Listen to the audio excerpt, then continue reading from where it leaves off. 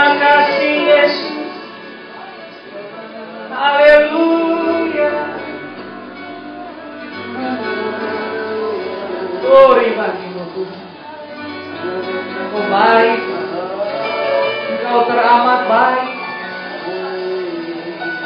Haleluya. Jesus. Terima kasih untuk hadirat-Mu, untuk kebaikan-Mu Tuhan yang tidak berkesudahan. Yesus, Engkau Tuhan, Engkau Bapa yang mau menyelamatkan kami. Engkau penuh perhatian. Cinta-Mu Engkau beri sempurna di hidup kami.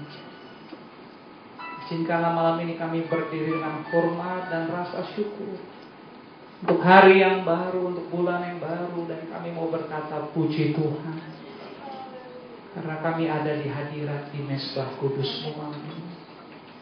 Terima kasih untuk pujian, doa penyembahan, akan seluruh keluarga kami, hamba-hamba-Mu melayani kami, membantu kami ada di hadirat-Mu. Kami sangat diberkati malam ini Tuhan. Kami juga sangat rindu Kau ngobrol-ngobrol dengan kami. Berbicaralah kepada kami, sampaikan isi hati-Mu. Kami mau menerima firman-Mu karena firman-Mu segala-galanya buat kami. Bicaralah kepada kami siap ya Allah. Di dalam nama-Mu Yesus kami berdoa dan kami mengucap syukur. Keluarga gereja Tuhan malam ini dengan penuh sukacita dan penuh damai. Mari sama-sama kita katakan amin. Amin. Sebelum duduk, mari berikan kemuliaan salam meriah malam ini. Hanya untuk Yesus. Hanya untuk Yesus. Haleluya. Tuhan, saudara boleh duduk di dalam hadirat Tuhan. Haleluya. Saudara menikmati hadirat Tuhan pada malam ini. Amin. Amin. Tuhan, dan malam ini Tuhan akan ngobrol-ngobrol, berbicara. Dia akan menyampaikan isi hatinya. Biarlah kita bisa menerima dan kita terus berdoa, dan kita biar ibadah sungguh-sungguh malam ini, sehingga di dalam perjalanan iman kita di bulan yang baru, di hari-hari awal di bulan Maret ini, kita bisa melanjutkan perjalanan iman kita tetap baik, tetap benar, tetap berkenan di hadapan Tuhan, juga di hadapan sesama kita. Karena saya percaya hidup kita ada bukan karena sebuah kebetulan. Tuhan menyiapkan begitu sempurna, Dia sudah berikan, dan saya sangat yakin kedatangan kita malam ini karena Dia melakukan sesuatu di hidup saudara dan saya. Sehingga ini bukan hanya soal bagaimana fisik, respons saraf kita berkata untuk menyiapkan fisik kita mengatur waktu kita dari kesibukan jam-jam di sepanjang hari ini untuk datang di Hotel Ciputra ini. Tetapi yang paling indah adalah bahwa kasih Tuhan sendiri dengan cara yang berbeda-beda di hidup saudara dan saya, Dia benar-benar izinkan sampai berhasil saudara ada dalam ruangan ini. Dan Yesus ada dalam sini. Hadirannya ada dalam sini. Kalau saudara ikut tadi dari awal, saudara akan melihat bagaimana cuplikan tadi ini berkata bahwa kalau Tuhan yang pulihkan, kalau Tuhan lakukan sesuatu di hidup seseorang, entah orang ini seorang kriminal, pembunuh, penipu, tetapi roh Tuhan selalu mengalahkan roh apapun juga. Sebab roh Tuhan adalah roh kebenaran. Roh Yesus adalah roh kehidupan. Dan malam ini rohnya ada di dalam saudara. Maka semua yang bukan berasal dari Tuhan, kalau tadi ikut dengan kita di tempat ini, tidak akan tahan. Dari tadi udah lepas dari hidup saudara. Semua sakit penyakit, hal-hal ketidakpantasan, hal-hal pikiran buruk, segala sesuatu yang membuat hati, pikiran saudara tidak tenang, saudara tidak memahami bahwa seakan-akan dunia ini rumah kita. Saudara, dunia ini bukan rumah kita. Hadirat Yesus dan surga adalah rumah kita. Dan saya sangat yakin karena kebaikan Tuhan, Dia akan izinkan malam ini 4 Maret, saudara bukan hanya selesai ibadah ini terus bakal tidurnya nanti malam, enggak. Tapi Dia pastikan setiap saudara mengalami, menerima rencana mujizat terbaiknya. Berikan kemuliaan kepada Dia. Yesus Tuhan. Yesus Tuhan. Saya berjanji kepada saudara malam ini untuk menyampaikan jurus-jurus di saat untuk kali pertama saya menerima undangan, dan undangannya itu atas nama saya. Spesial buat saya undangan ini karena memang undangan yang atas nama saya bukan baru kali ini. Tetapi spesialnya adalah karena selain undangan ini atas nama saya sendiri, di situ tercantumnya. Tetapi yang menarik spesial buat saya adalah acara dari undangan itu sendiri. Yaitu saya diundang untuk hadir merayakan 50 tahun pernikahan pasangan hamba Tuhan. Karena saya pikir lucu, umur saya aja belum nyampe jumlah umur pernikahannya. Dan setelah saya coba renungi dan ingat, ada nggak ya relatif terdekat saya, keluarga terdekat saya, setidak-tidaknya yang saya kenal baik, yang umur pernikahannya mencapai 50. Setahu saya sih di lingkungan keluarga dekat saya belum ada. Jadi buat saya spesial banget nih undangan. Sehingga saya terbang ke Surabaya. Dan tentunya bagi saya, suatu kehormatan banget kalau bapak ini, opa oma ini undang temen-temennya atau hamba-hamba Tuhan lain yang umurnya 40, 50-an atau seumuran opa oma ini. Mungkin buat saya biasa. Tetapi memang pas saya hadir, saya mendapat meja yang buat saya, kok mejanya deket banget sama yang punya acara. Dan setelah saya bercermin melewati lorong-lorong gereja, ternyata saya lihat diri saya lah yang paling muda. Di samping kiri saya Pak Julius Ishak, itu juga udah 70 tahun lebih. Saya ngobrol sama Pak Julius, Om, tante masih ada kan? Masih. Berapa lama nikahnya lo? 3 bulan lagi sama kayak di depan. Om Julius aja belum. Jadi saya agak malu. Terus Om Julius nanya, Papa mana? Gak dateng Om. Oh, diganti sama kamu? Enggak, emang Papa saya gak diundang. Saya yang diundang. Emang dunia udah kebalik-balik hari ini. Jadi buat saya spesial banget. Sehingga di tengah acara Ramatama, saya ngobrol-ngobrol sama yang punya acara, Opa Oma ini. Dia kasih tahu saya, dia katakan, ini spesial buat kamu. Saya mau kasih tahu jurus-jurusnya. Kenapa bisa 50 tahun, Jos? Dari saya belum pendeta. Dari saya itu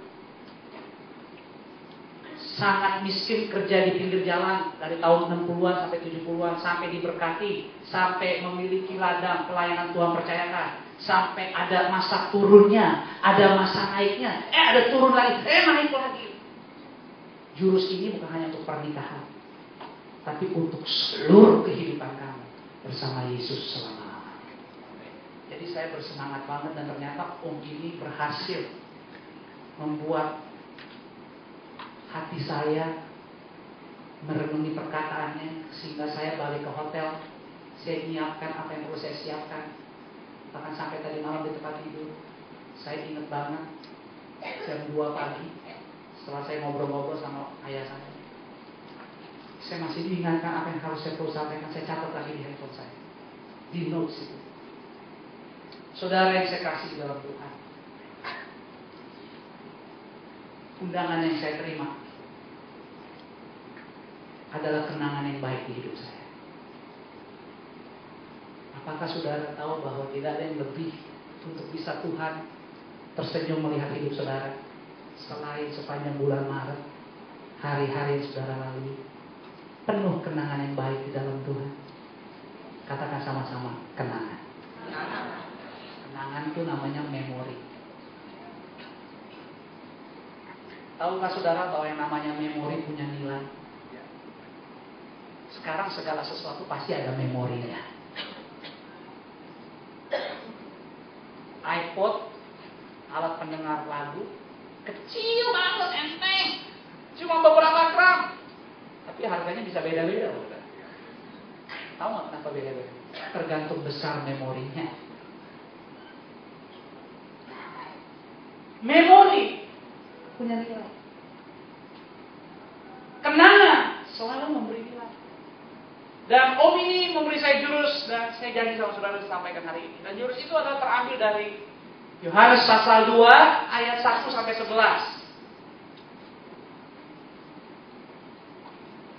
Pernikahan di Kana. Saya akan bacakan, saudara bisa perhatikan ayat-ayat di depan. Demikian bunyi firman Tuhan. Pada hari ketiga ada perkawinan di Kana yang di Galilea dan ibu Yesus ada di situ. Yesus dan murid-muridnya diundang juga ke perkawinan itu. Ketika mereka kekurangan anggur, ibu Yesus berkata kepadanya, mereka kehabisan anggur. Kata Yesus kepadanya, mau apakah engkau daripadaku, ibu? Saatku belum tiba. Tetapi Yesus berkata kepada pelayan-pelayan saat itu, apa yang dikatakannya kepadamu, buatlah itu. Di situ ada 6 tempayan yang disediakan untuk pembasuhan menurut adat orang Yahudi, masing-masing isinya 2-3 buyung. Yesus berkata kepada pelayan-pelayan itu, isilah tempayan-tempayan itu penuh dengan air, dan mereka mengisinya sampai penuh. Lalu kata Yesus kepada mereka, sekarang cedoklah dan bawa kepada pemimpin pesta. Lalu mereka pun semua ikut membawanya. Setelah pemimpin pesta itu mengecap air yang telah menjadi anggur itu, ia tidak tahu dari mana datangnya, tetapi pelayan-pelayan yang mencedok air itu mengetahuinya. Ia memanggil mempelai laki-laki dan berkata kepadanya, setiap orang menghidangkan anggur yang baik dahulu. Sesudah orang puas minum, baru yang kurang baik. Akan tetapi engkau menyimpan anggur yang baik sampai sekarang. Ayat 11 sama-sama kita baca. 1, 2, 3. Hal itu dibuat Yesus di Kana yang di Galilea sebagai yang pertama dari tanda-tandanya, dan dengan itu ia telah menyatakan kemuliaannya dan murid-muridnya percaya kepadanya. Kisah ini memberi kenangan yang luar biasa. Bagaimana tidak? Karena pernikahan di Kana meninggalkan memori kenangan. Di saat ayat 11 kalimatnya berbunyi, hal itu dibuat Yesus di Kana yang di Galilea sebagai yang pertama dari tanda-tandanya, dan dengan itu ia telah menyatakan kemuliaannya dan murid-muridnya percaya. Terjemahan aslinya, ada sedikit memang perbedaan dalam bahasa, tetapi dalam terjemahan aslinya di sini dikatakan sebenarnya adalah bukan hanya sebagai yang pertama dari tanda-tandanya, but the one and only. The one and only. So, apa yang Yesus lakukan merupakan kenangan yang sangat spesial karena dari sekian banyak tanda-tanda. The one and only kenangan mujizat yang terjadi di pernikahan di Kana itu merupakan kenangan hidup bersama Yesus untuk selama-lamanya. Karena melalui kejadian, melalui memori yang Yesus tinggalkan, murid-muridnya bukan hanya percaya, tetapi kemuliaannya dinyatakan. Saudara hari ini mempermuliakan melalui pujian dan penyembahan di ibadah ini kepada Tuhan. Tapi Tuhan juga tidak berhenti dari tadi saudara, bahkan sebelum hadir dan sudah hadir dan ada saat ini. Dia sedang melengkapi semua kita yang datang hari ini, supaya waktu ibadah ini selesai dan dia beri kesempatan kepada kita untuk melanjutkan perjalanan iman, ibadah dan tanggung jawab kita melalui hidup kita, namanya terus dipermuliakan. Ada kenangan, ada sesuatu yang luar biasa dia lakukan. Dan itu terjadi dimulai pada ayat yang ketiga Di mana firman-Nya berkata pada ayatnya yang ketiga, ketika mereka kekurangan anggur, Ibu Yesus datang berkata kepada Yesus, mereka kehabisan. Dan saudara lihat ayat 4-nya, karena setelah Ibu Yesus berkata demikian, Yesus jawab, mau apakah engkau daripadaku Ibu, saatku belum? Yesus cuma pengen beritahu bahwa, saya tuh gak ada hubungannya sama sekali dengan anggur yang habis di pesta ini. Tetapi indahnya adalah Ibu Yesus memperhatikan betul bahwa kalau sampai kehabisan anggur, memori kenangan di pesta itu kurang asik jadinya. Betul gak saudara? Tadi kita menikmati ibadah dalam hadirat Tuhan. Dari 6:30 tepat ibadah ini mulai dalam penyembahan. Ibadahnya memang dimulai dari 6:30, tapi persiapannya bukan dimulai dari 6:30. Semua yang melayani harus mengambil perhatian sungguh-sungguh supaya dapat memastikan semua kita yang datang di event ini, acara ini bukan hanya sekedar acara, tapi Tuhan Yesus sendiri memfasilitasi saudara dan saya untuk datang di hadiratnya. Yang melayani harus memastikan bahwa tidak satu orang pun yang datang tadi, jangan sampai tidak ada memori kenangan yang indah bersama Tuhan di ibadah malam ini. Itu sebabnya ibadahnya mulai 6:30, tetapi mengundang hadirat Tuhannya udah dari doa dan puasa, dan doa setiap hari jam 4:30 di gereja. Ini bukan tentang kita lagi, makanya saya semua dari tadi kita santai-santai aja, karena kita tahu Tuhan Yesus pasti melayani saudara sempurna. Kami bisa ada kekurangan, tapi Tuhan Yesus tidak pernah ada kekurangan. Ibu Yesus memperhatikan, gawat nih kalau anggur habis. Ada yang komplain, acaranya jadi nggak seru. Karena bagi pernikahan orang Yahudi saat itu, anggur sesuatu yang sangat penting, menandakan kemuliaan, menandakan keindahan. Tetapi hebatnya begini, even though nggak ada hubungannya, Ibu Yesus hari itu bukan kepala food and beverage-nya di pesta itu, enggak. Bukan bagian kepala catering konsumsi gereja, bukan. Tamu. Sama kayak kita, saudara. Emang kita miliki dunia ini? Ada. Kita tamu. Kita tamu di dunia ini. Semua barang benda mati yang Tuhan percayakan kepada kita dititipkan. Katakan kita tamu. Katakan kita tamu. Katakan pada kiri kanan, kita ini tamu sementara. Tetapi even Ibu Yesus is a guest, hanya tamu, bukan kepala food and beverage. Bukan kepala seperti ibu-ibu yang ada di belakang sana, spesial bagian makanan minuman. Ibu ini bukan spesialis dessert seperti Bu Linda, es buah malengkong. Enggak ada hubungannya ibu ini. Dia cuma ada diundang di pesta itu.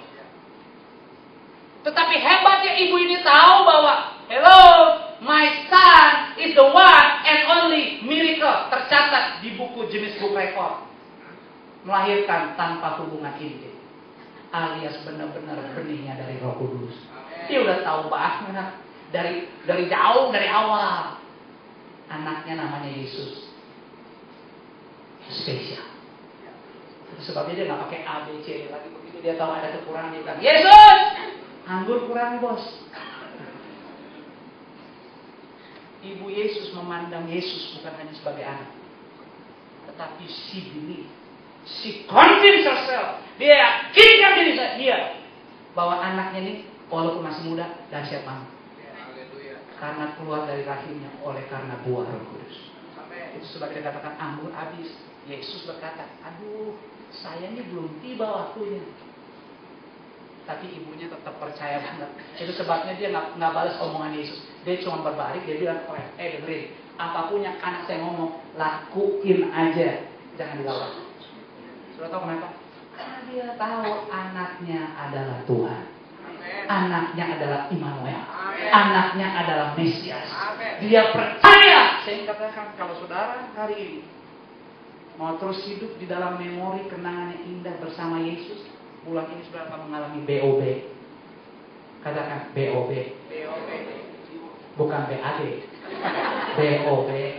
BOB itu blessing, opportunity, breakthrough. Berkat, kesempatan, dan terobosan.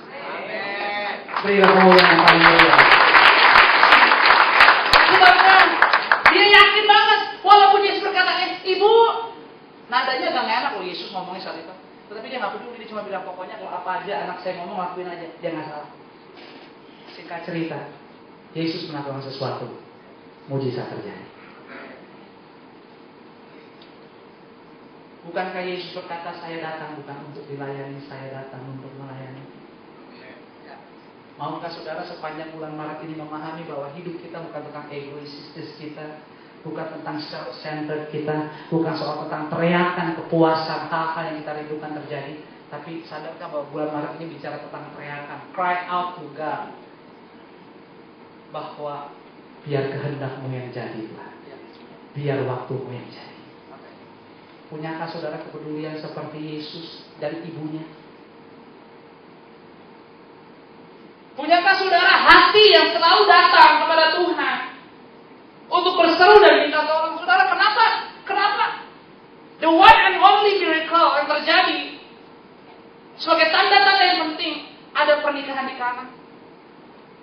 Kenapa pernikahan yang bicara soal keluarga adalah hal yang penting dari semua tanda-tanda yang Yesus lakukan, dan kemudian ini dinyatakan karena yang namanya keluarga, dari situlah segala sesuatu hidup kita di muka bumi ini bermulai. Bukankah Yesus tidak memanggil saudara lagi hanya sekedar nama Joshua Supit, Abraham Konrad Supit dan yang lainnya? Tapi bukankah Yesus yang adalah Raja di atas segala raja memanggil saudara dan saya adalah anak? Bukankah kita tanpa keraguan datang malam ini berseru, siapa yang sempurna? Nggak ada. Tapi saudara dilayakkan diberi kesempatan untuk memanggil dia, ya Abah, ya Bapa. Bukankah kita adalah keluarga Allah?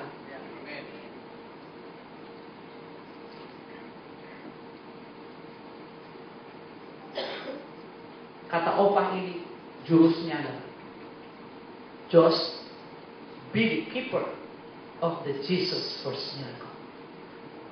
Jadilah orang yang memegang mujizat pertama Yesus di muka bumi. Dia memastikan anggur yang baik itu selalu ada pada waktunya. Dan setiap momen di hidup kamu adalah momen yang luar biasa. Momen di mana kita sadar it's not about dunia ini, but it's about kehidupan yang Tuhan titipkan. We as a human being and Jesus sebagai yang menciptakan, our Father, dan keluarga kita yang Tuhan titipkan. Itulah gereja yang hidup. Tetapi ada tantangannya, saudara. Saudara tahu tantangannya, firman Tuhan katakan demikian. Markus 6 ayat 4 dan 5. Markus 6 ayat 4 dan 5. Firman-Nya berbunyi demikian. Maka Yesus berkata kepada mereka, seorang nabi, sama-sama katakan apa? Dihormati di mana-mana, kecuali di tempat asalnya sendiri, di antara kaum keluarganya. Sudah tahu, itu manusiawi banget. Sometimes, jangan ngomong keluarga. Kita kalau buat sesuatu yang soal kedagingan, bisa nomor satu kita pikir. Semua proses. Tapi untuk hal yang sederhana dalam hadirat Tuhan, kadang-kadang kita main curang. Jangan ngomong soal uang. Jangankan ngomong soal uang. Kita kalau mau hormatin orang, kalau orangnya siapa, kalau perlu dia undang jam 5, jam 4 kita udah datang. Tapi kalau ada keluarga dekat kita ngajak makan aja, seenak jidat datang. Ternyata tidak katakan itu biasa, bos. Makanya jangan seperti itu.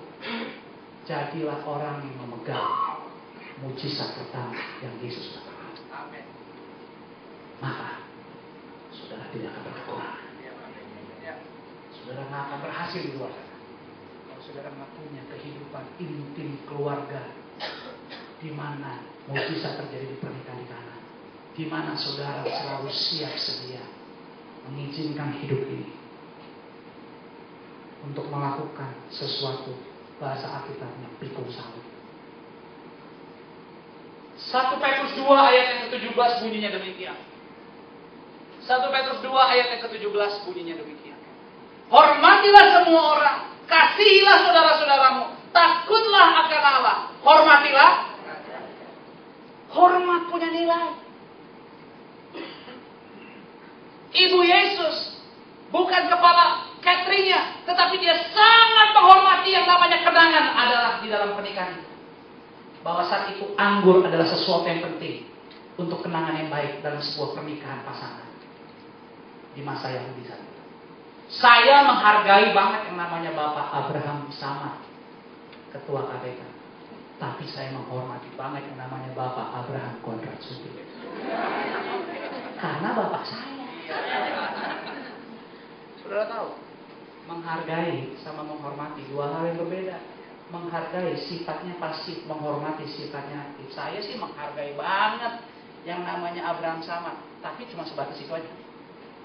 Nggak lebih, nggak ada kelanjutan. Tetapi kalau Abraham Konrad Sutio, kalau ada suaranya saya dengar, bunyinya saya tahu itu suaranya Abraham Konrad Sutio. Kata-katanya pasti saya dengar. Kalau kata-katanya mengandung perintah, kemungkinan besar kalau perintahnya cocok dan saya terima, saya bakal ikuti. Menghormati punya nilai yang hidup untuk melakukan. Orang benar hidup oleh karena iman. Iman timbul dari pendengaran akan firman, tetapi iman tanpa perbuatan. Yesus Tuhan, tapi dia manusia. Dia berdoa kalau bisa cawan ini berlalu, tetapi dia berjalan jatuh sakit terhina. Aduh, nonton film aja kita sedih, apalagi dia ngalamin. Tetapi dia sangat menghormati suara ayahnya.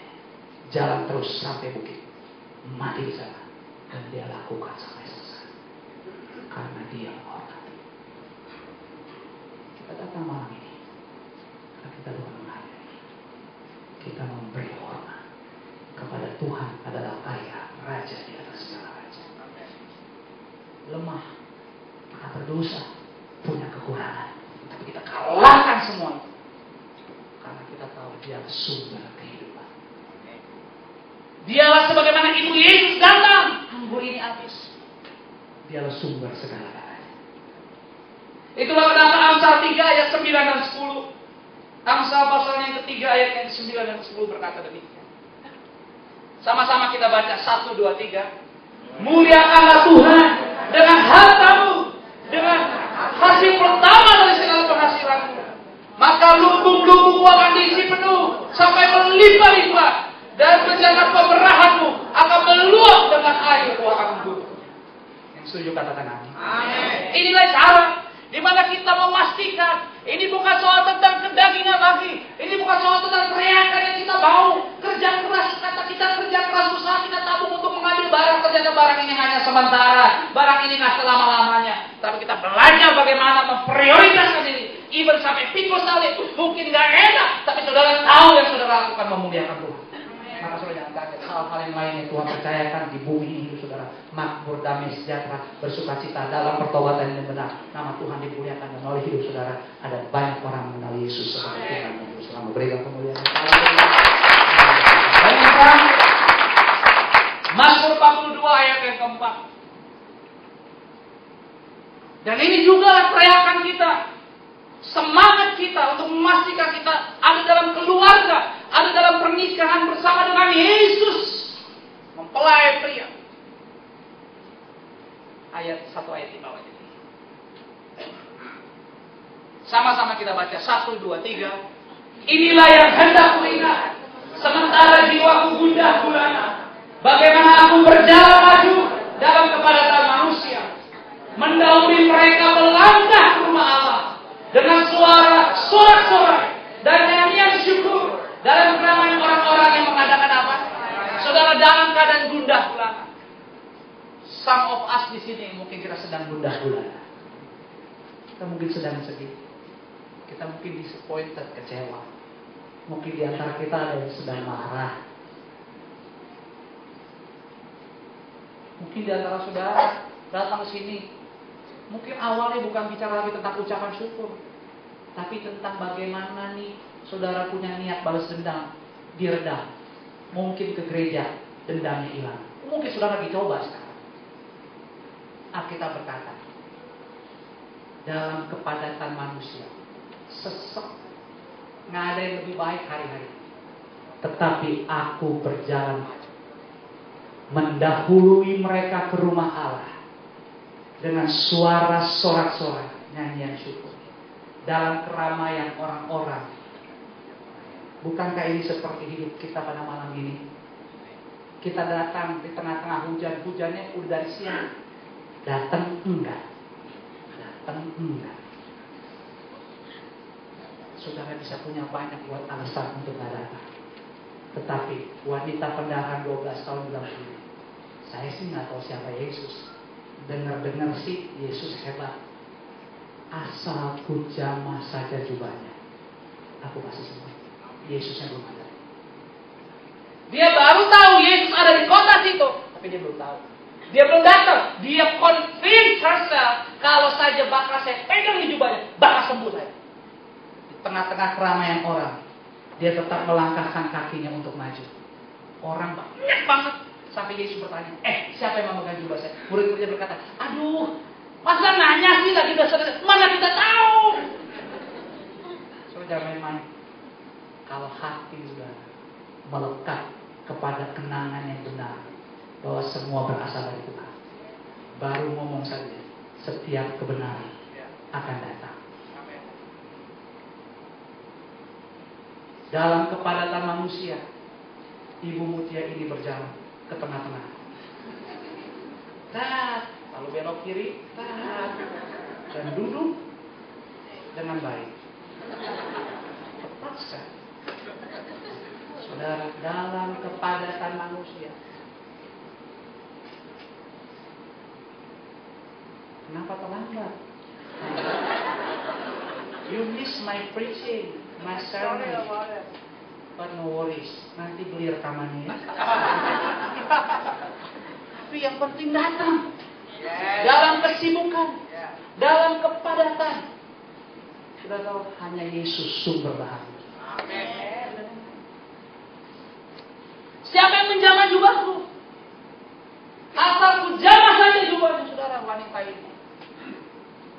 Bulan Maret ini, stop convince God. Start convince yourself to God. Berhenti untuk meyakinkan Tuhan. Tuhan gak berubah selama-lamanya. Pastikan dan yakinkan diri kita untuk percaya Tuhan dengan segenap hati, jiwa, dan hati. Maka saudara beri ini persembahan syukur. Saudara dari tadi mau muji, menyembah, dan doa ibadah saudara. Tidak satu kejadian pun kedatangan saudara malam ini sia-sia. Sebab Tuhan ya saudara sama seperti namanya. Sama seperti Maria. Saudara sangat peduli. Saudara menjaga mujizat pernikahan karena itu.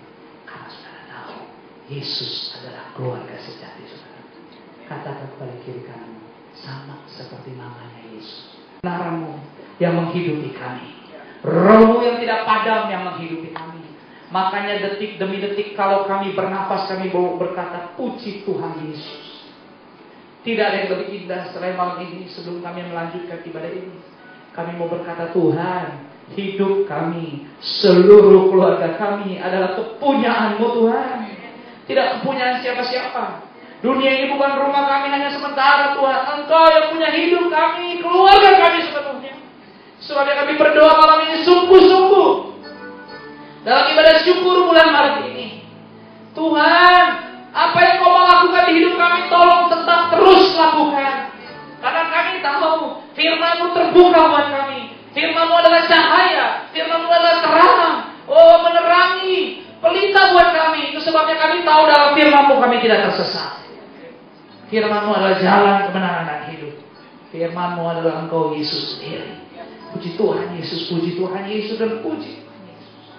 Malam ini Tuhan terima kasih. Karena kami tahu damai kami terima. Haleluya.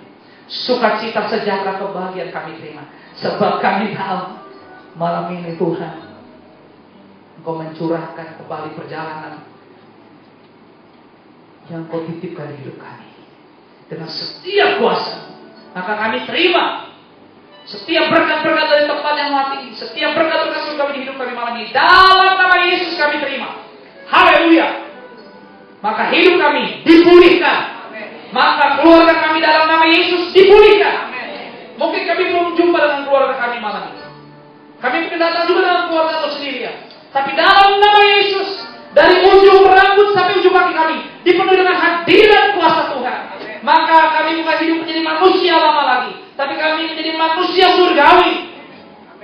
Roh-Mu di dalam kami terus menghidupi kami. Terima kasih untuk malam ini. Bahkan puji Tuhan. Thank you di awal bulan ini. Kami boleh menyisihkan, memberi yang baik, yang benar melalui setiap persembahan. Karena kami tahu keluarga kami, Rahmat Immanuel, adalah tempat pesta di mana mujizat Kana terjadi di hidup kami di muka bumi ini. Kami berdoa sungguh-sungguh buat rumah Rahmat Immanuel. Biar persembahan-persembahan yang diberikan boleh dipastikan supaya tamu-tamu yang datang Tuhan titipkan di rumah Rahmat Immanuel. Bahkan pesta yang terjadi di kota ini dan di bangsa ini, semua boleh menerima anggur kehidupan. Dan kami menjadi host, menjadi pemilik pesta yang peduli Tuhan. Sebabnya kami beri yang terbaik. Biar rumah ini, Rahmat Immanuel, menjadi rumah memori, rumah kenangan, rumah yang punya nilai. Sehingga orang berkata, di rumah Rahmat Immanuel, aku mengalami perjumpaan pribadi dengan Juru Selamat. Aku mengenal secara pribadi Juru Selamatku, namanya Yesus Kristus. Sebabnya aku memberi dalam kepadatan manusia, dalam hal-hal segala sesuatu yang menggoda, kedagingan-kedagingan yang coba menipu daya kami tetap berjalan maju melewati. Kami datang ke teriakan orang-orang yang menyanyi menyembah bahwa Yesus adalah Tuhan. Sebabnya kami mau selalu datang di rumah Rahmat Immanuel. Rumah-Mu ini sendiri, Engkau kepala pesta dari rumah ini Tuhan. Terima kasih untuk rumah di hidup dan keluarga kami, bukan untuk gereja, rumah orang Immanuel. Inilah kami, bawalah kami terus menjadi pemegang mujizat yang pertama dari tanda-tanda di mana kemuliaan dunia dan menjadi bagian hidup kami. Di dalam nama Yesus kami berdoa dan mengucap syukur. Sama-sama kita katakan amin.